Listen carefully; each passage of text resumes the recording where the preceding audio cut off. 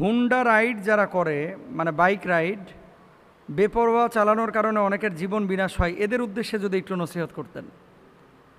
ভাই, এই প্রশ্নটা একটা জাতীয় এবং আন্তর্জাতিক প্রশ্ন বলতে পারেন।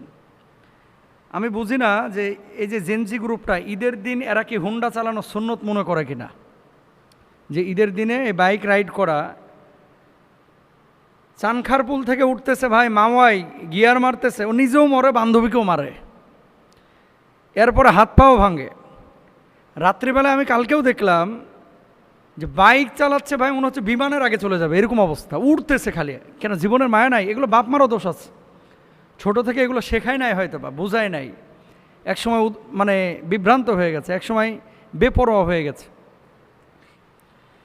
বাইক রাইড দেখেন, ওয়ালা তাকতুলু আনফুসাকুম, নিজেদেরকে আল্লাহ তাআলা বলছেন নিজেদেরকে ধ্বংস করে দিও না। ওয়ালা তাকতুলুন নাফসাল্লাতী হারামাল্লাহু ইল্লা বিল হক, কোনো নাফসকে হত্যা করা এটা আল্লাহ তাআলা মানুষের জন্য হারাম করে দিয়েছেন। বেপরোয়া রাইড শেয়ার করতে গিয়ে অনেকে আপনারা হুমকির মধ্যে পড়েন।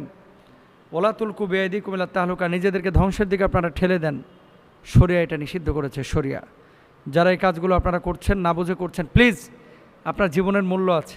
আপনি মারা যান, আপনার বাপ মা কষ্ট পায়। আপনি হয়তো বা কর্মক্ষম একজন যুবক ছিলেন, অনেক সম্ভাবনা ছিল আপনাকে দিয়ে।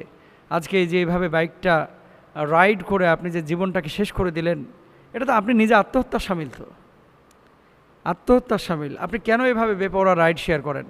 কেন এভাবে বাইক নিয়ে টানাটানি করেন? কেন এভাবে এই পাঙ্কু কাটিং, চুল কাটেন, ছাপড়িদের মতো কেন আপনার চলাফেরা হবে? কেন আপনি বাইকের এমন আওয়াজ মানে করে রাখছেন, লাগায় রাখছেন, একজন অসুস্থ মানুষের কলজা কেঁপে ওঠে, হৃৎপিণ্ড কেঁপে ওঠে? কেন এগুলো করেন?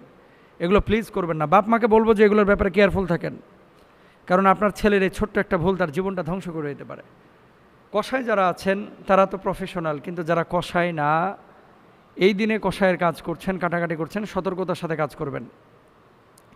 নবীজি সাল্লাল্লাহু আলাইহি ওয়াসাল্লাম এই ধরনের সতর্কতা অবলম্বন করেছেন, তারাও কোরবানি করেছেন, নিজ হাতে গোশত বানিয়েছেন, আপনারাও করবেন। এরপরও যদি তকদিরে কোনো কিছু ঘটে যায় তাহলে সেটা তো ভিন্ন বিষয়।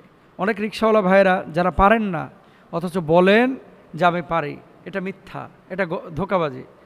কুল্লুকুম রায়ন ওয়া কুল্লুকুম মাসউলুন আন রাইয়াতিহি, প্রত্যেকে দায়িত্বশীল, প্রত্যেকে দায়িত্বের ব্যাপারে জিজ্ঞাসিত হবেন। এই জন্য এগুলোর ব্যাপারে বি কেয়ারফুল থাকবেন। আল্লাহ তৌফিক দান করুন, আমিন।